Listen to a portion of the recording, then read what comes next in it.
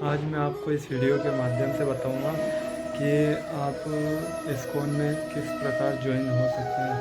आप ISKCON join कैसे कर सकते हैं। तो आप कई लोग आते हैं वृंदावन में, इस्कॉन मंदिर में जाते हैं, बांके बिहारी जाते हैं, लेकिन बस विग्रह के दर्शन करके चले जाते हैं। तो आज आपको पता चलेगा आप वृंदावन आए हैं या फिर ठाकुर जी की कृपा से लाए गए हैं। तो वीडियो बहुत लंबा है, लेकिन अपना समय, अपनी ज़िंदगी अपन ने ऐसे ही बर्बाद कर दिए। तो थोड़ा टाइम निकाल के ये वीडियो पूरा देखें और प्रभु जी, जो कृष्णदास प्रभु जी हैं, उनका लेक्चर थोड़ा सुने और अपना जीवन धन्य बनाएं। बहुत सी जानकारी है जिसके बारे में आप वृंदावन के बारे में जानते ही नहीं, और इस्कॉन क्या है, इस्कॉन में कैसे जुड़े, इसके बारे में कुछ नहीं जानते, कृष्ण जी के बारे में कुछ नहीं जानते। तो ये वीडियो आपको सहायता पहुंचाएगा, तो वीडियो में बने रहे। ये इस्कॉन वृंदावन का मंदिर है, और आप जब भी आए तो यहाँ पर नामहट ऑफिस में ज़रूर जाएं, क्योंकि यहाँ पर ही आपको बताया जाएगा। इस्कॉन की पूरी जानकारी आपको यहीं पर मिलेगी, किस प्रकार आप कृष्ण भक्ति कर सकते हैं।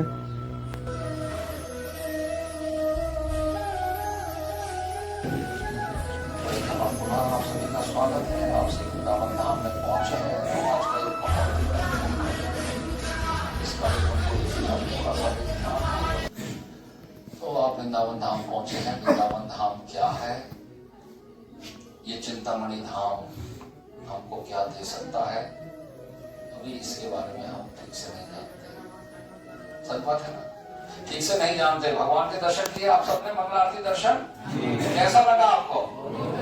आनंद आया? भगवान के दर्शन हमने किए, लेकिन भगवान के बारे में भी अभी हम ठीक से नहीं जानते। और सच पूछिए तो अभी हम अपने बारे में भी ठीक से नहीं जानते। फिर भी हम वृंदावन धाम पहुंच चुके हैं। ये वृंदावन धाम क्या है, तो यहाँ कौन आ सकता है? सबसे पहले एक बात समझ लेनी चाहिए कि वृंदावन धाम केवल अपने प्रयास से नहीं पहुंचा जा सकता। आप कहीं से भी आए हो, ये मत सोचिएगा कि आप वृंदावन धाम अपने प्रयास से पहुंचे। आप इधर बैठ जाओ, थोड़ी जगह बन जाएगी।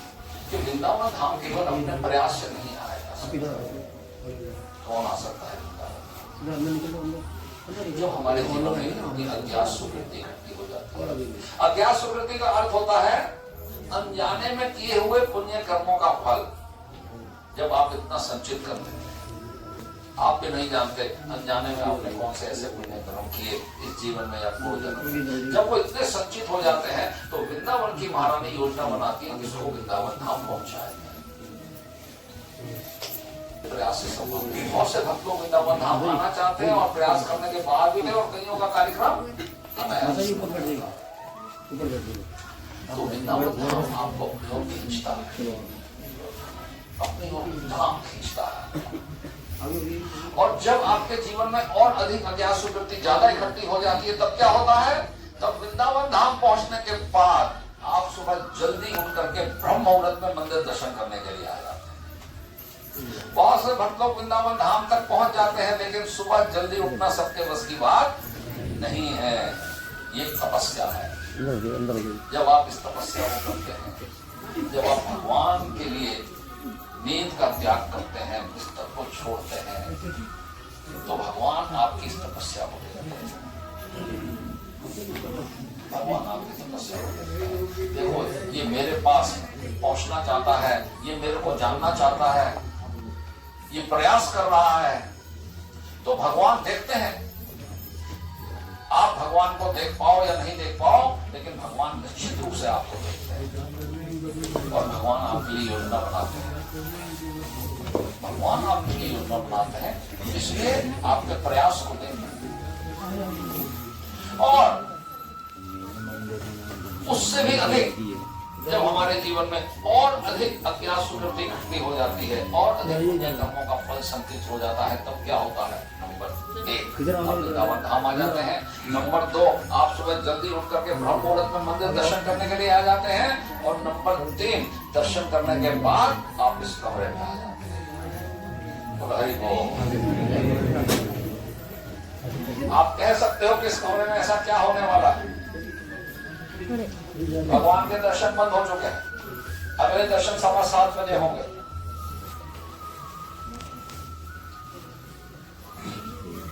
नौ बजे सभी के लिए मंदिर में प्रसाद भी है। प्रसाद का मतलब पूरा खाना, ब्रेकफास्ट प्रसादम फ्री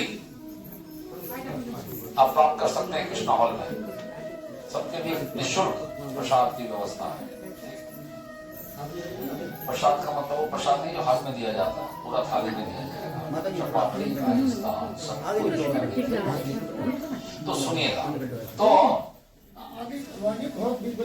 हाँ, तो वृंदावन धाम आने के पीछे आपका क्या लक्ष्य है? नंबर 1 बात, हम क्यों आए हैं वृंदावन धाम?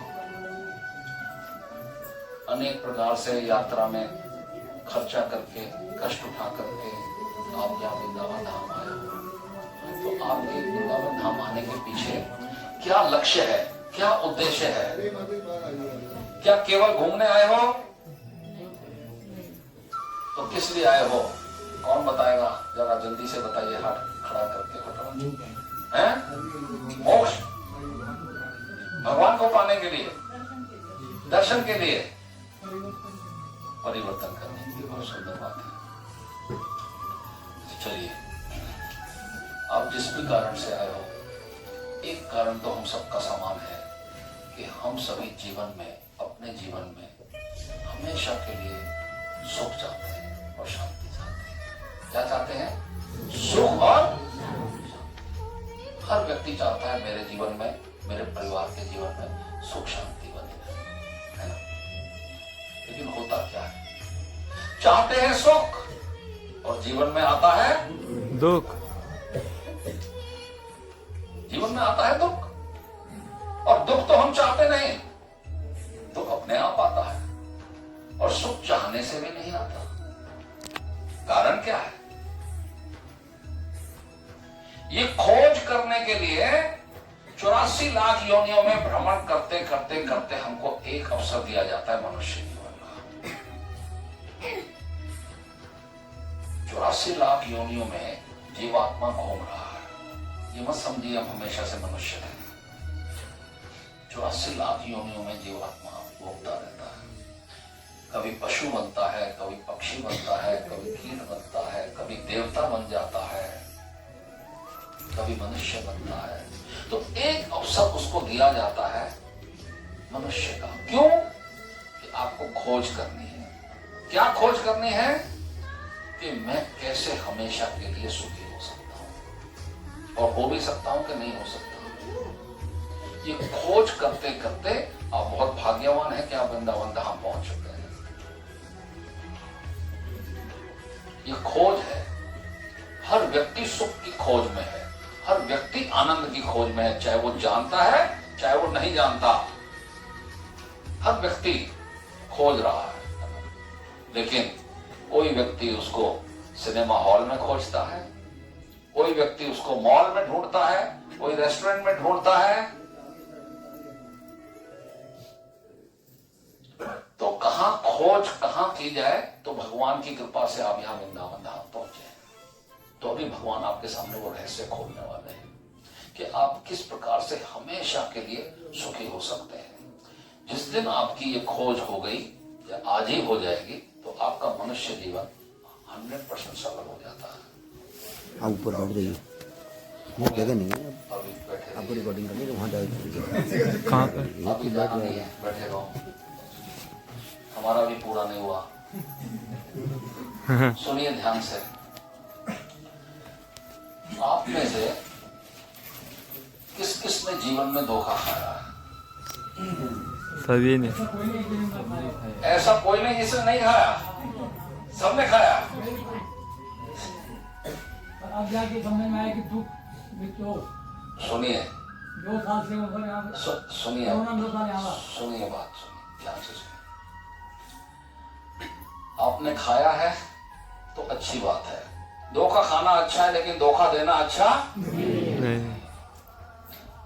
जो धोखा खाता है ना, भगवान उसकी रक्षा करते हैं, और जो धोखा देता है भगवान उसको दंड देते हैं। तो हमने भी जीवन में बहुत धोखा खाया। अब हम बता देते हैं आपको हमने कहाँ कहाँ धोखा खाया। और आप भी विचार कर लीजिएगा कि आपने भी खाया कि नहीं खाया।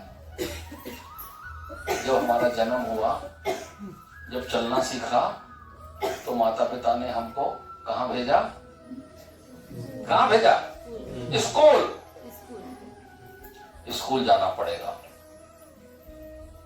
मन लगे ना लगे, रो के जा चाहे हंस के जा, स्कूल तो तेरे को जाना पड़ेगा। भाई क्यों जाऊं स्कूल? अरे स्कूल नहीं जाएगा तो सुखी कैसे होगा जीवन में? जीवन अंधकार हो जाएगा। स्कूल जा। स्कूल गए, स्कूल की पढ़ाई खत्म हुई तो जीवन में अभी तो सुख आया नहीं। स्कूल जाने से नहीं होता, आगे पढ़ाई करनी पड़ेगी। आगे पढ़ाई करो, कॉलेज जाओ, ग्रेजुएट बनो। इस कॉलेज के ग्रेजुएट बने, अभी भी सुख तो मिल नहीं रहा। सुख ऐसे नहीं मिलेगा। कुछ कमाई कर, नौकरी करो, धन कमाओ, अपने पैर पे खड़े हो जाओ, सुखी हो जाओगे।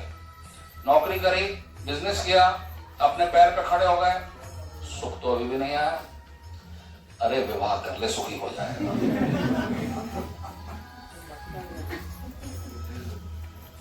विवाह कर लिया और कुछ उलझने सामने आ गई, परिवार बढ़ रहे, सुखी हो जाएगा। जब बच्चे हो जाएंगे तो सुखी हो जाएगा। बच्चे हो गए तो और नई परेशानियां सामने। तो इस तरीके से व्यक्ति जो है सुख की खोज करता रहता है, जीवन उसका निकलता जाता है, जीवन निकलता जाता है और यही आशा में जीता रहता है कि आज नहीं तो कल मैं सुखी हो जाऊंगा। लेकिन भगवान क्या कहते हैं? भगवान कहते हैं इस संसार में तू सुखी हो नहीं सकता। क्यों? क्योंकि भगवान कहते हैं मैंने इसको दुखालय बनाया है, मैंने इसको दुखालय बनाया। तो धोखा खाया ना शुरू से आखिर तक। क्यों? क्योंकि हमें पता नहीं था। भगवान जो बताते हैं भगवत गीता में, भगवान कहते हैं इस संसार को मैंने दुखालय बनाया है। ये संसार दुखों का घर है, यहां दुखों की बारिश होती ही रहेगी। एक के बाद एक परेशानी, एक के बाद एक कोई ना कोई समस्या हमको घेरे ही रहेगी। चाहे हम पढ़ाई कर लें, चाहे हम धन कमा लें, चाहे हम विवाह कर लें, चाहे हम बच्चे कर लें, लेकिन कोई ना कोई समस्या हमको घेरे।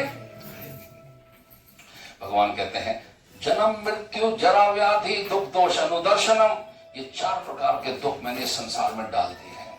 कौन कौन से? एक तो पहला जन्म का दुख होता है जिसको हम भूल गए, भगवान स्मृति करा देते हैं। जन्म का बड़ा भारी दुख होता है। जब बच्चा मां के गर्भ में होता है ना, तो कैसे लगता होगा? उल्टा या सीधा? बहुत कष्ट होता है उसकी स्मृति। और दूसरा दुख मृत्यु का, बड़ी पीड़ा होती है मृत्यु में। और बीमारी जब आती है रुला देती है, और बुढ़ापा जिसको आता है सताता है। तो ये 4 प्रकार के दुख, और इसके अलावा 3 प्रकार के दुख, आध्यात्मिक दुख, भौतिक दुख, प्राकृतिक दुख। आध्यात्मिक दुख क्या होता है? जो दुख अपने आप आपके शरीर या मन में आ जाए तो उसको आध्यात्मिक दुख कहते हैं। अपने आप आपका मन परेशान हो, आपके शरीर में कोई कष्ट आ जाए, आध्यात्मिक दुख। भौतिक दुख वो होता है आपका शरीर ठीक है, आपका मन ठीक है, लेकिन कोई दूसरा आपको कष्ट दे रहा, भौतिक दुख कहते हैं।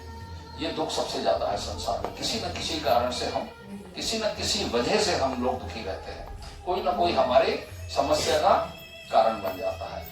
और दैविक दुख होते हैं जब देवताओं के द्वारा कष्ट आता है, चाहे वो बाढ़ आ जाए, सुनामी आ जाए, भूकंप आ जाए। तो भगवान कहते हैं 4 प्रकार के दुख और 3 प्रकार के दुख डाल करके मैंने इसको दुखालय बना दिया है। और ये संसार दुखों का घर है, और ये संसार मेरी जेल है। कौन कह रहे हैं?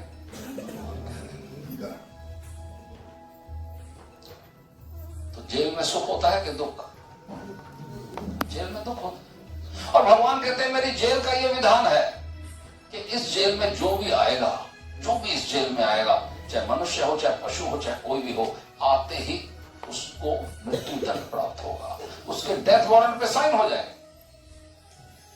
उसकी मृत्यु कब होगी, कहां होगी और कैसे होगी? पहले अनेक प्रकार के दुख और बाद में मृत्यु दंड।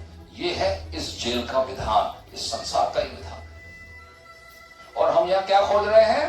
सुख। सुख। मिल सकता है कि नहीं? क्या विचार है आपका? मिल सकता है। मिलता है? यहां सुख नहीं है, सुख की परछाई है। वास्तविक सुख कहां है अभी हम नहीं जानते। तो लेकिन भगवान कहते हैं वो मैं बता सकता हूं आपको, क्योंकि ये जेल मैंने बनाई है। आप कैसे जेल में सुखी रह सकते हो मैं बता सकता हूं आपको। और वो कृपा आज ठाकुर जी आप सबके ऊपर करने जा रहे हैं। बोलो हरे कृष्ण। हरे कृष्ण। लाखों रुपया खर्च करके भी आप इस ज्ञान को प्राप्त नहीं कर सकते जो भगवान की कृपा से आपको भी प्राप्त होने वाला है।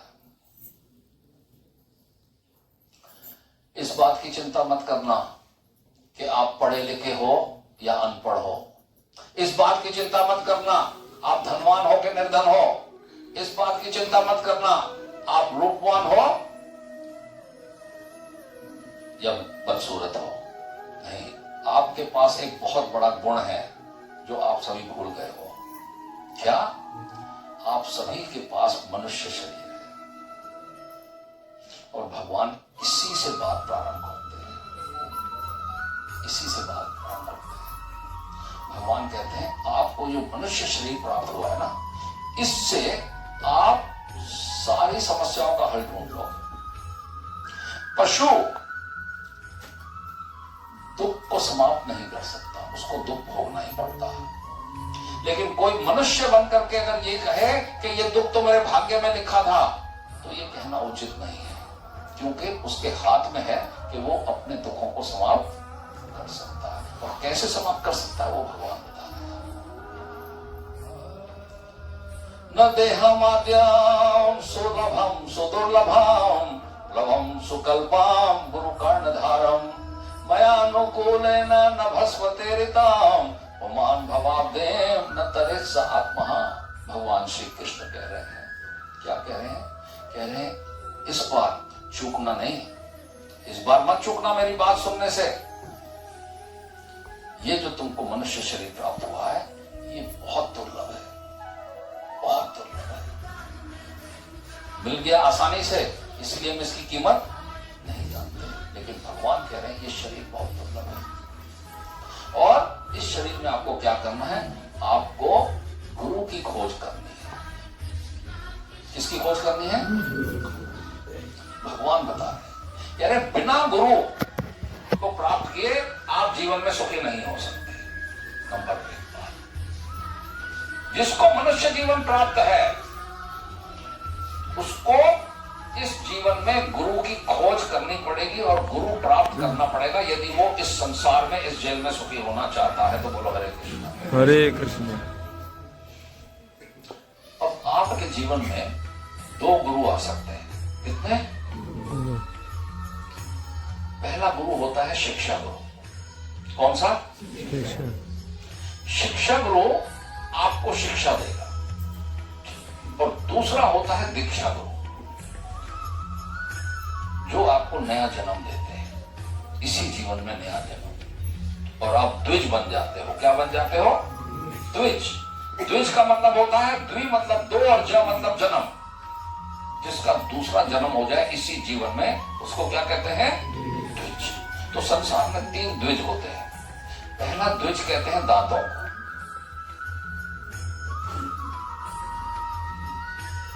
याद आ रहा है? कुछ दांतों के 2 जन्म होते हैं कि नहीं? पहले दूध के दांत आते हैं, फिर दूसरे दांत आते हैं। उसके दांत को क्या कहते हैं? दूसरा द्विज कहते हैं पक्षी को। पक्षी के भी 2 जन्म होते हैं। पहले पक्षी से क्या आता है? अंडा, वो पहला जन्म। और फिर कुछ समय के बाद अंडे से क्या आता है? बच्चा, वो दूसरा जन्म।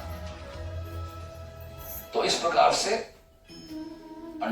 पक्षी को भी द्विज कहते हैं, दांतों को भी द्विज कहते हैं। और जिसके जीवन में गुरु आ जाते हैं वो द्विज बन जाता है और हमेशा के लिए सुखी हो जाता है। ये भगवान की वाणी है, हम इस पर कुछ नहीं बताते। तो आप बड़े भाग्यवान हैं जो यहां से अभी आपको गुरु देने वाले हैं। हम आप लोग जा रहे हैं ना? एक गुरु, पहले गुरु होते हैं शिक्षा गुरु। शिक्षा गुरु व्यक्ति के रूप में भी आ सकते हैं और ग्रंथों के रूप में भी आ सकते हैं। तो आप बड़े भाग्यवान हैं, आप सबको आज शिक्षा गुरु प्राप्त होंगे। किस रूप में? इन ग्रंथों के रूप में। यहां से आपका जीवन शुरू होगा और यहां से मेरा भी जीवन शुरू हुआ था। ये आपके प्रथम गुरु हैं शिक्षा गुरु। इनको आप अपने साथ में लेके जाएंगे और ये आपका जीवन बदलेंगे। वो स्कूल की किताबें और कॉलेज की किताबें आपका जीवन नहीं बदल सकती। कोई गारंटी नहीं कि बहुत अधिक पढ़ाई करके आप सुखी हो जाओगे। कोई गारंटी नहीं कि बहुत अधिक धन कमा के आप सुखी हो जाओगे। कैसे सुखी होंगे, ये आपको शिक्षा गुरु बताएंगे। तो ये हम आप सबको देंगे। ये 5 किताबें, इसका सेट हम आपको देंगे। ये आपके लिए विशेष रूप से बनाया गया है और ये आपका जीवन बदलेगा। ठीक है, ये भी आपको बात बताएंगे। तो शिक्षा गुरु आपको क्या करेंगे? आपका जीवन बदलेंगे। और ये कैसे बदलेंगे, क्या करना है आपको आज से, वो हम थोड़ा सा आपको बता देते हैं। जो कार्य आपको आज से शुरू कर देना। हम सभी अगर जीवन में सुखी होना चाहते हैं तो हमें भगवान की बात को स्वीकार करना होगा। और भगवान कहते हैं कि आप सुखी कैसे होगे, मेरी बात सुनो। भगवान कहते हैं सबसे बड़ा धोखा जो तू खा रहा है इस संसार में, वो धोखा क्या खा रहा है कि तूने अपनी पहचान शरीर और मन से कर ली है। किससे कर ली है? भगवान कहते हैं सबसे बड़ा धोखा तू खा रहा। और ये धोखा सारा संसार खा रहा। हमने अपनी पहचान किससे कर ली है? शरीर से और मन से। मैं अपने आप को शरीर समझता हूं या मैं अपने आप को मन समझता हूं। आप जो भी कार्य करते हैं संसार में, सोच के देखो उसके पीछे लक्ष्य क्या है। मेरा शरीर सुखी रहे और मन प्रसन्न रहे। चाहे हम पढ़ाई करते, चाहे नौकरी करते, चाहे धन कमाते, कुछ भी, शरीर सुखी और मन सुखी, मन प्रसन्न रहे। लेकिन भगवान क्या कहते हैं? न तो शरीर है और न मन। तू कौन है? जीवात्मा। और जीवात्मा कैसी जीवात्मा? बद्ध जीवात्मा, बंदी जीवात्मा। जीवात्मा को बंदी बना दिया गया है इस शरीर के अंदर। तो अपनी इच्छा से नहीं रह रहे।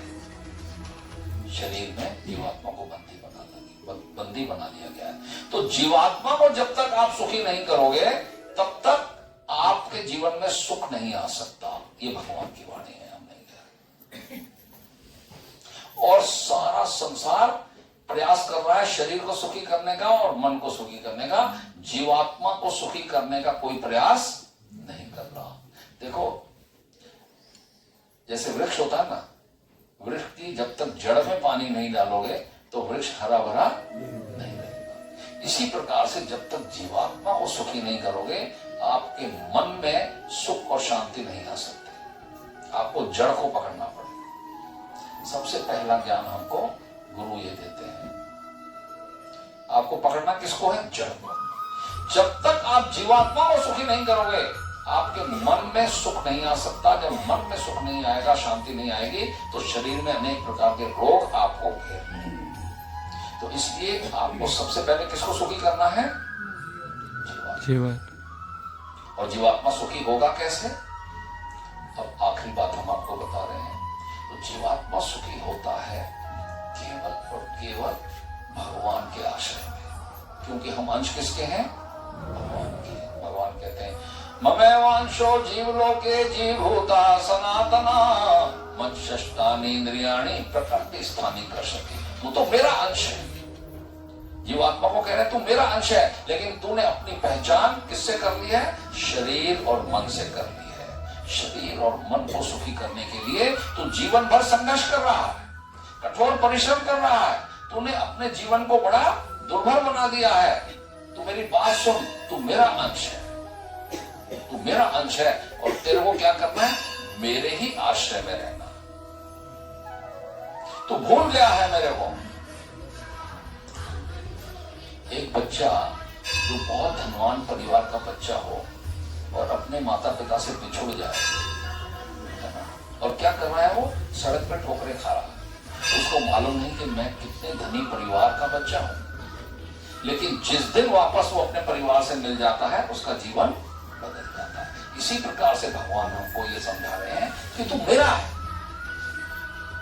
मैं जब आनंद में रहता हूं, भगवान सच्चिदानंद है, भगवान जब आनंद में रहते हैं तो हम क्यों दुखी रहते हैं? इसीलिए कि हमने अपनी पहचान खो दी है। तो भगवान कहते हैं तुमको आज से क्या करना है? मेरे आश्रय में रहना है, हमेशा के लिए सुखी हो जाएगा। तो भगवान के आश्रय में कैसे रहेंगे? तब भगवान बताते हैं, क्या बताते हैं? हरे नाम हरे नाम हरे नाम एव केवलम कलौ नास्तेव नास्तेव नास्तेव गतिरन्यथा। केवल भगवान का नाम, हरि का नाम। जीवात्मा को क्या चाहिए?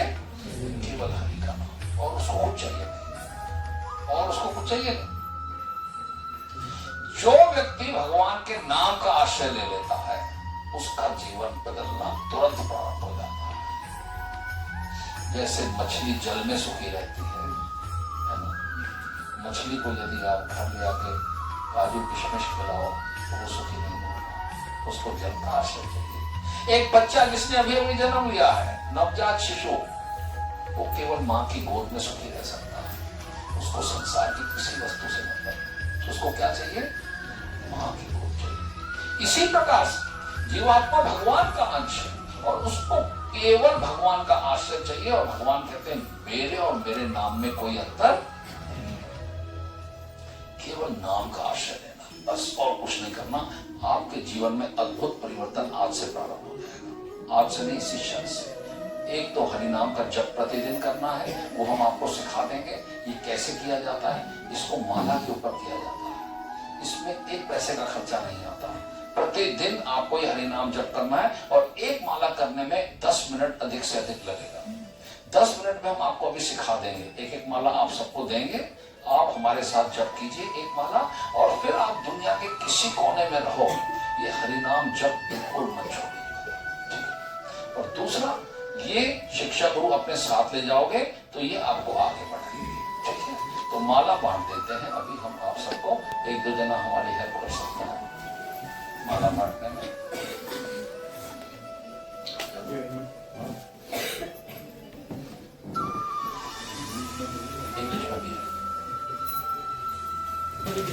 ध्यान से सुनिए, माला कैसे पकड़ी जाती है सबसे पहले मैं आपको वो सिखाऊंगा, क्योंकि माला पकड़ने में बहुत से लोग गलती करते हैं। तो सबसे पहले माला को जमीन पे ना गिरने दें, उसको अपनी गोदी में रखें और माला को सीधे हाथ में ले लीजिए, सीधे हाथ में। एक मनका है जिसमें से धागा निकल रहा है, उस वाले मनके को पकड़ लीजिए।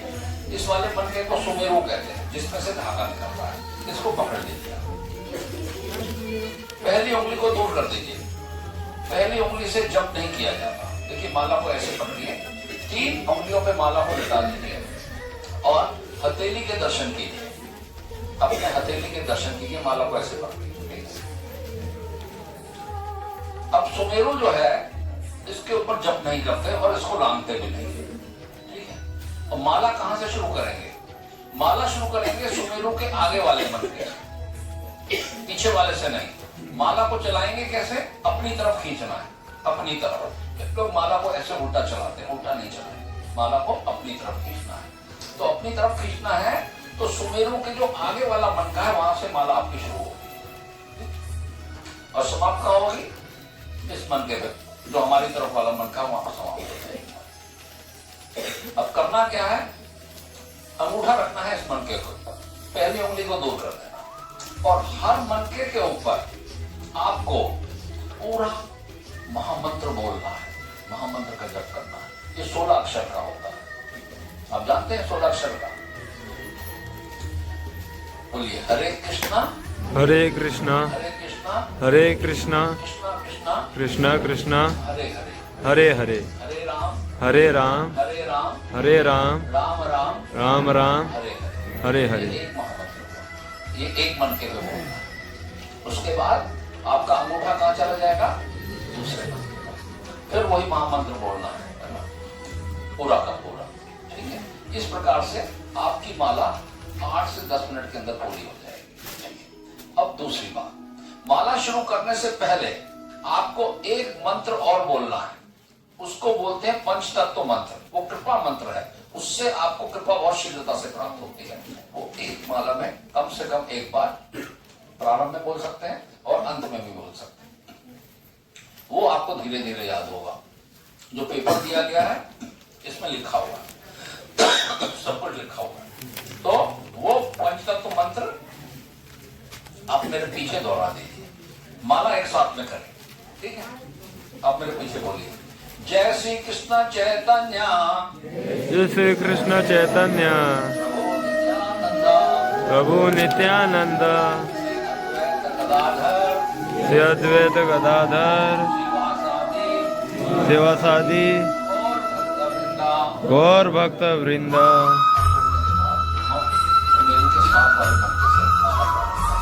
ध्यान रखिएगा, ये जो आप जब करने जा रहे हैं ये मन में नहीं है,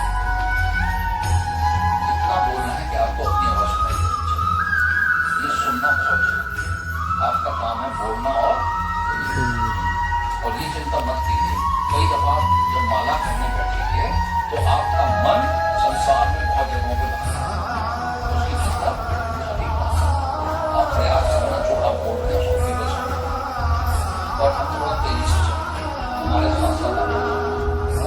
जैसे मेरी माला पूरी होगी जैसे आपकी माला पूरी होगी।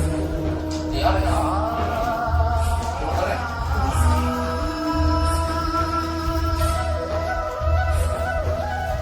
साथ साथ चलेंगे।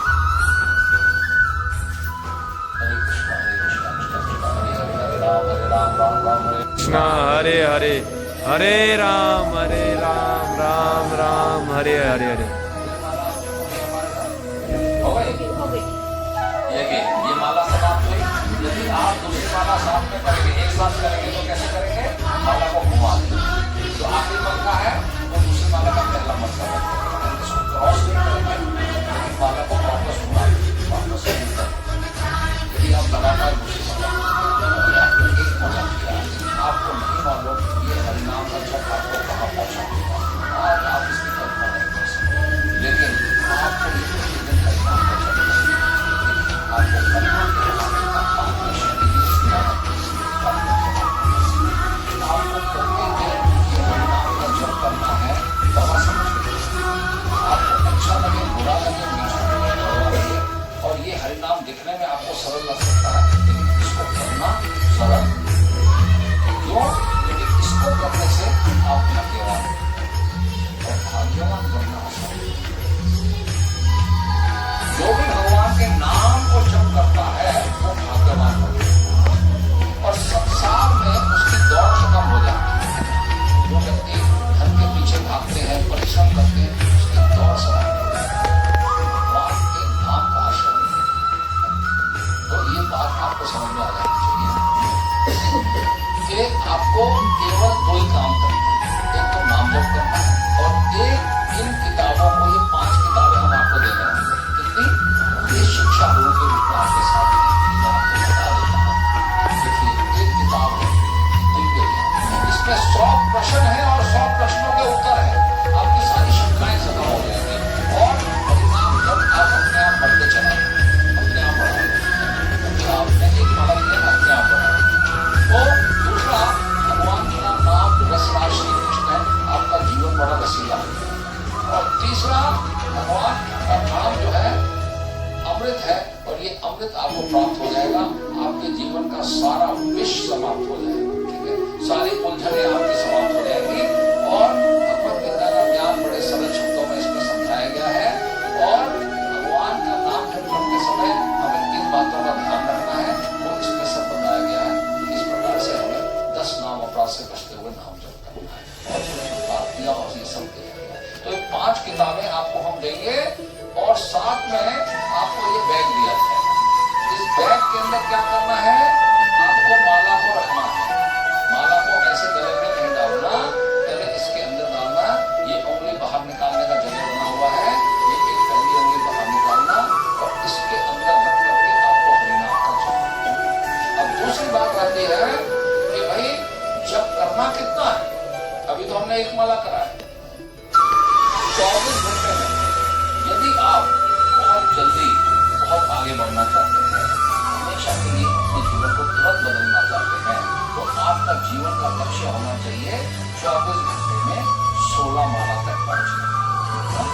16 कम से कम 16 माला तक आपको पहुंचना होगा, लेकिन अभी आपको चिंता नहीं करनी, शुरुआत आप कहीं से भी कर सकते हैं। जब हमने शुरुआत करी थी तो मैंने बड़ी मुश्किल से 4 माला से शुरुआत की और 4 माला भी एक साथ नहीं करता था। 2 माला सुबह और 2 माला मुश्किल नहीं, 15 मिनट सुबह 15 मिनट, तो 4 माला से आप शुरुआत कर सकते हैं। लेकिन जब आप इन किताबों को, ग्रंथों को, इस शिक्षा को आप पढ़ेंगे तो अपने आप माला पढ़ेंगे। जब 4 पे पक्के हो जाओ, 6 पे आता है। जब 6 पे पक्के हो जाओ, तो चाहे आप साल लगे, चाहे आपको 2 साल लगे, और 16 माला तक जिस दिन आप पहुंच गए तो समझना भगवान आपके जीवन में एक और दिशा, वो क्या करेंगे वो आपको सुनना बताएंगे। तो अभी आपको केवल यहाँ से शुरू और 4 माला नहीं कर सकते, 2 माला से शुरू, 3 से शुरू। माला आपको नहीं करनी। देखिए, माला करने में कोई नियम नहीं है। सबसे पहले मैं आपको बता देता हूँ, ये हरे कृष्ण महामंत्र का जप करने में कोई नियम नहीं है। माताओं को 300 दिन माला करना है। शुद्ध अवस्था, अशुद्ध अवस्था, किसी कीमत पे माला छोड़ना नहीं है। नंबर 2, माला आप सुबह नहाने से पहले नहाना आवश्यक है। आप सुबह नहाने से पहले कर सकते हो, नहाने के बाद। खाना खाने से पहले कर सकते हो, खाने के बाद कर सकते हो। सोने से पहले कर सकते हो, सोने के बाद।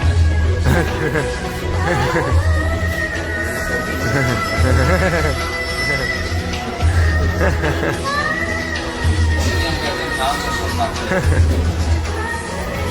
देख रहे हैं आप कितना ध्यान से सुन रहे हैं। तो सोने के बाद कोई माला नहीं। तो माला कब होगी?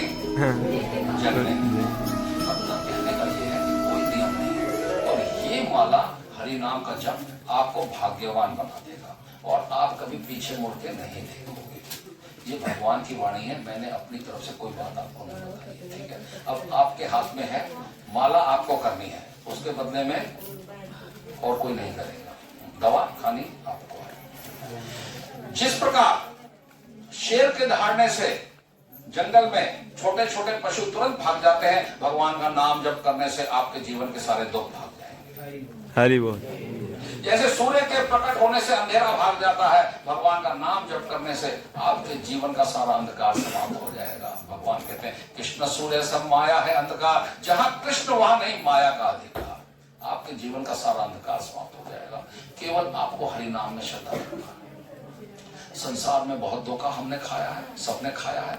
आज से ये संकल्प ले लो, आप कितनी माला प्रतिदिन करेंगे, ये संकल्प आपको लेके जाना है ना। इतना संकल्प ले लो जिसको आप निभा पाओ। 4 माला संकल्प, 2 माला का संकल्प, और उससे जितना अधिक ज्यादा कर लो चिंता नहीं है, लेकिन कम से कम संकल्प ले लो, उतना प्रतिदिन करो। और ये जो आपको हम शिक्षा गुरु दे रहे हैं, ये मंदिर की संपत्ति है ना।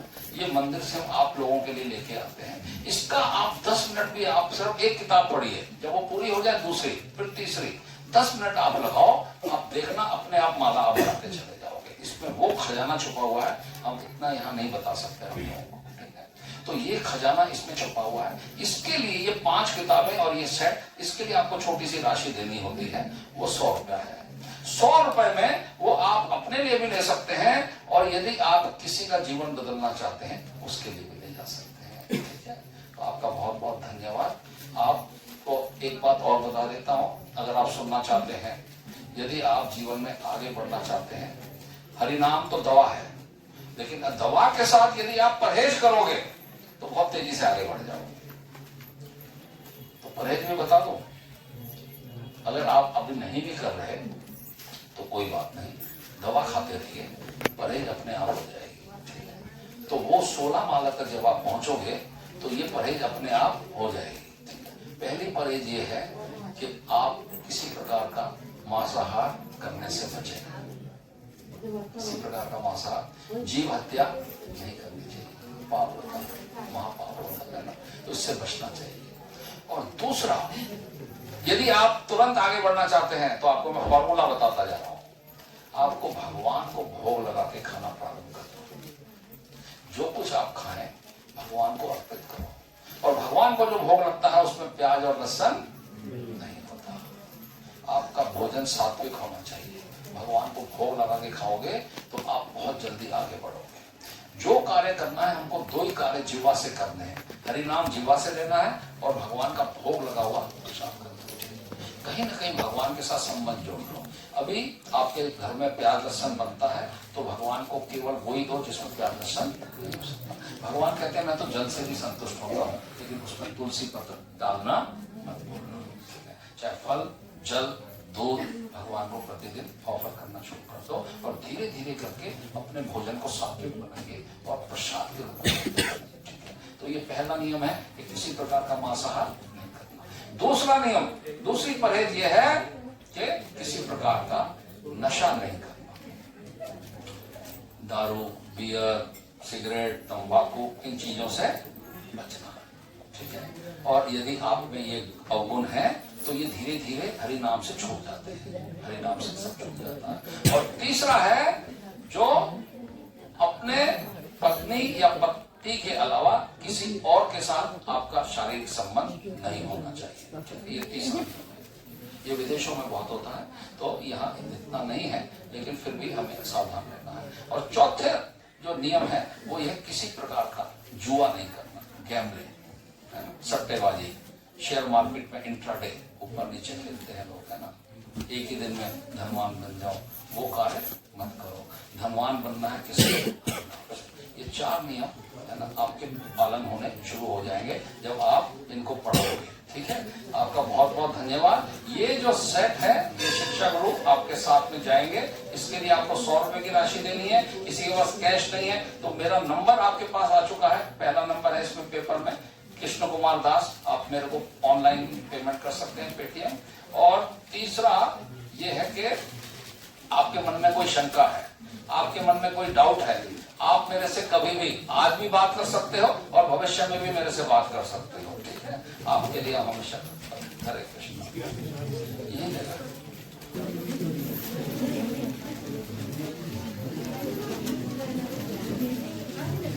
जिसको एक्स्ट्रा माला